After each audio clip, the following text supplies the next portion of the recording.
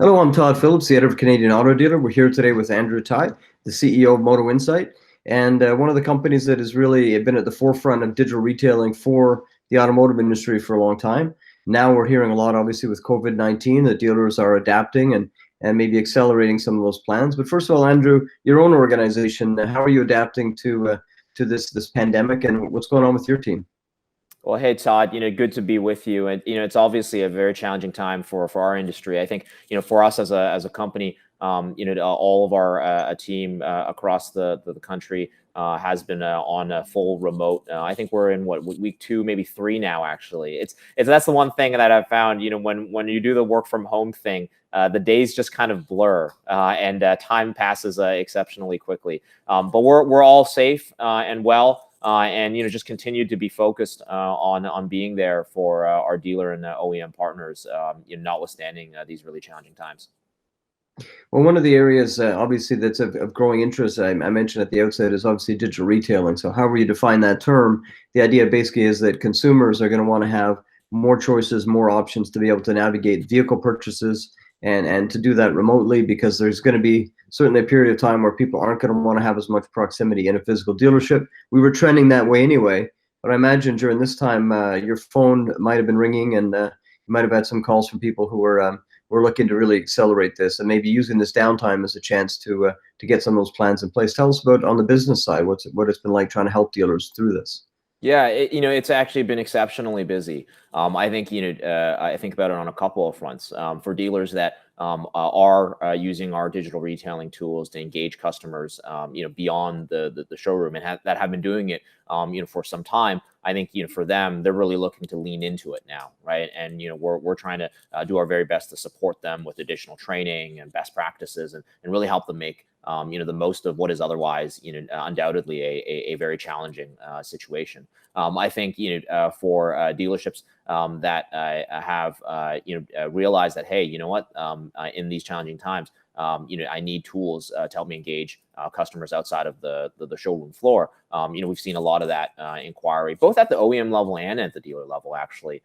In recent weeks, there's certainly been a spike of that. I think, there are 2 ways to think about this. I think, in the short term, absolutely, the market is going to be hit, no doubt, right? We already see the numbers rolling in. Demand is way, way down, right? But there are still consumers that need cars, whether it's their lease coming due, or a mechanical breakdown, or what have you. I think the problem is kind of the discretionary purchases are going to be challenged in a little bit. But there are still consumers buying cars, and how do we keep dealers going to engage those customers? That's the short term focus. But beyond that, I think the bigger thing here really is this too shall pass. Right. And I try to remind, every dealer and OEM I talk about, this too shall pass. Right. Our industry is resilient, notwithstanding the pain. We will get to the other side of this, whether it's a month or 2, hopefully sooner than that. But I think one of the things is that consumer behavior also will be forever changed. Right. I'll use an illustration. So, I have friends that have never bought groceries online before. Right. Until the last few weeks. And they've been forced to, in some ways, right, to adapt to these new environment. But once this crisis is over, I bet you a good portion of them will never go back again, right? And so I think consumer behavior, the adoption of digital, the desire to want to do more online, from home, remotely, is one of those things that has been accelerated as a result of this crisis in the market. But how do we take advantage of that coming out of the crisis for dealers and automakers? How do we enable them, rather, to take advantage of that and serve customers differently, and rebound quickly? I think that's where a lot of the mindset and questions from dealers and OEMs are coming from today, that we're trying to enable them with and answer for them. Well, that's a good answer. One of the things that people talk about with digital retailing sometimes is the full way to online commerce transaction, the buying a car online, having it delivered. It's not necessarily all of that, but there's much more. I mean, even though that's a part of it, but a lot of it is really about that experience of trying to navigate a dealer website, trying to find information, trying to get accurate information about inventory, being able to, see what the payments look like and drill down into, getting closer to sort of, being in choice, in control rather of some of those options. We're used to that with a lot of other purchases in other industries. So you've been Yeah. agitating for a long time to really for the auto industry to catch up. So are you seeing signs there, even despite what's happening right now with the pandemic, that the industry as a whole is starting to move down that path, focus on that customer experience? We've been going down that path, I think, as an industry with increasing velocity even before this crisis. I think, this crisis is kind of accelerating that. Now, in conversations with dealers, right? I've talked to dealers that, up until the last few months, right? Their perspective has been, hey, you know what? Yeah, the industry will probably get there. Consumers probably will get there. I understand that, right? But I just don't think we're ready right now today. Maybe, it'll be a little bit further down the road, a year from now, 2 years from now. And those same dealers now are like, oh, wow, like, we got to get on this thing now, right? So I think the adoption curve is definitely going to be accelerated as a result of this. And to your earlier point, it's not just in automotive. I think it's across the board, right? But I think it's important for dealers to look at this, both as a opportunity as the crisis resolves itself, in context with what can be done right now. Digital retailing is not a silver bullet, right? When sales are down dramatically, right? Digital retailing is not going to dramatically, and magically, fix all of the problems in any dealer's business or the market as a whole, right? It can help. There are things that can be done, right? Notwithstanding in a very, very depressed market, but that change to be consumer behavior, I think, is really the real underlying need and demand there. I think even before this crisis happened, we were already seeing the most progressive dealers have a lot of success with it. Not just here domestically, but I think I was just reading about this not too long ago. So CarMax, right? Obviously, big U.S. Mhm. Retailer on the used car side, one of the biggest, very progressive group, right? They're a publicly traded company, and in some of their most recent reporting and results, right, talked about how in markets in which they enabled digital retailing and enabled experiences like rapid pickup, meaning you do everything from home, and then when you walk into the store, here's the deal jacket and paperwork ready, you sign and you pick up and drive off. So rapid pickup or at home delivery, those kinds of experiences in the markets in which they enabled them, 10+% of their sales were now going through those channels, and those were some of their most profitable customers, right? And so that was pre-crisis, right? That report I think came out in January, and so we had already been seeing this happening and dealers succeeding with it. Even just our own customers here in Canada as well, starting to make real progress in that evolution. This crisis is, I think, just accelerating it.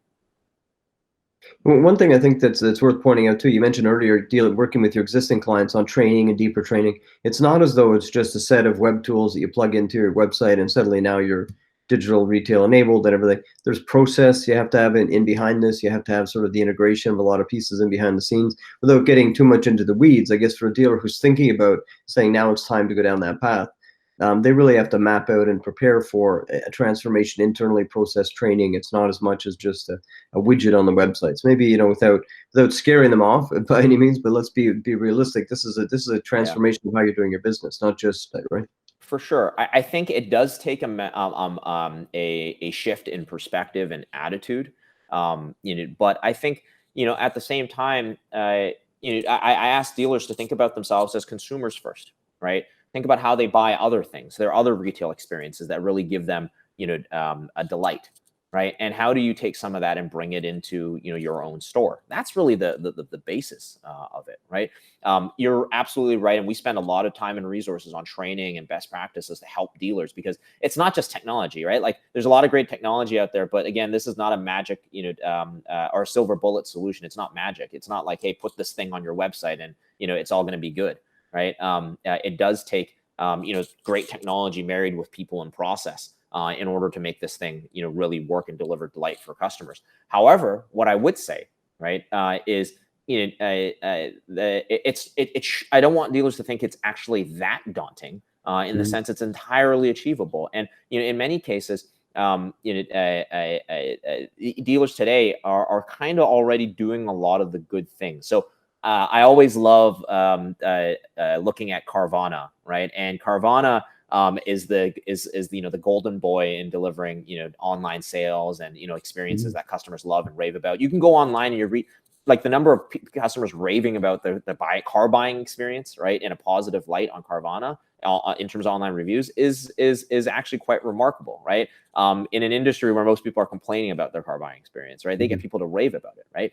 But it's been pretty widely purported, and in many of these reviews, what you find is you buy a car on Carvana, it still ends up with 4 chat sessions, 4 phone calls, maybe a bunch of emails back and forth, and then a package of paper that you still sign, right, when you pick up the car, right? So in that light, though, right, the customer still feels like they had an amazing experience. They're raving about it. They bought their car online. Well, you know what? When I started in this industry 10 years ago, right, in the very early days, working with dealers and consumers in our marketplace business, right, helping put transactions together. A lot of that was already happening. Where a dealership might respond to an online request from a customer, go back and forth on email to agree to pricing, maybe take some photos and have them sent in and agree on their trade-in value, right? And then send them a PDF bill of sale that the customer will print out, scan, and sign, give their credit card over the phone. And as far as having that vehicle delivered to the customer's door, I was seeing that 10 years ago, right? For dealerships that were doing that. I think the opportunity is now really to bring that to the mainstream and do that at scale. Now, in order to do that at scale, you have to have the right technology to streamline it, because otherwise that's a ton of manual labor. But 10 years ago, right, this kind of buy online, pick up in store, or even have a car delivered to you and do the entire thing outside of the store, that was already being done, right? And so dealers, I think it's just a little bit of a shift, throw in a little bit of technology, right, and the right mindset, can have a big leap forward. So yes, there's changes that need to be made. It takes willpower, right? It takes leadership. But I don't want to scare dealers, that they're so far off that they won't be able to get there either. Certainly not the case. And that's a good point. And one thing that you remind me is the dealers don't really need to be lectured on customer service. They're great at it in store. They're used to it. They're built around that. Their businesses, they're at the center of their community. They do all the things right. It's just that this technology piece has been something that's been less familiar, in the sense that they're very accustomed with providing a great guest experience in dealership. But the online piece has been a bit of a blind spot to a certain extent for many dealers. They don't see it, how inelegant that experience can be, and maybe rating that against some other experience. But certainly their eyes are open. And I think with products and suppliers such as yourself helping champion that, and others in the industry, it's going to make a big difference. And I think post-COVID, I expect to see even more of an uptick. So the industry will need you to help rebound. So keep your people remote and keep them safe. So yeah, no, we're doing our best. And I think it's just important to remember, notwithstanding the challenges in the industry right now, that this too shall pass, right? People are still going to need cars, and we just all need to, as a community, need to band together and make sure that we're there on the rebound. All right. Well, thanks. Hopefully we'll touch base again in the coming weeks. And I'm sure this crisis is not going to be over in a matter of a couple of weeks. So we definitely want to keep the dealer community connected to suppliers. If you have other news to share, about ways you're working with dealers or best practices, we'll reconvene again. Yeah, for sure. Well, I hope everybody stays safe and well. And Todd, thanks for connecting. It was good chatting with you. Okay. Thanks, Andrew. Bye. Signing off.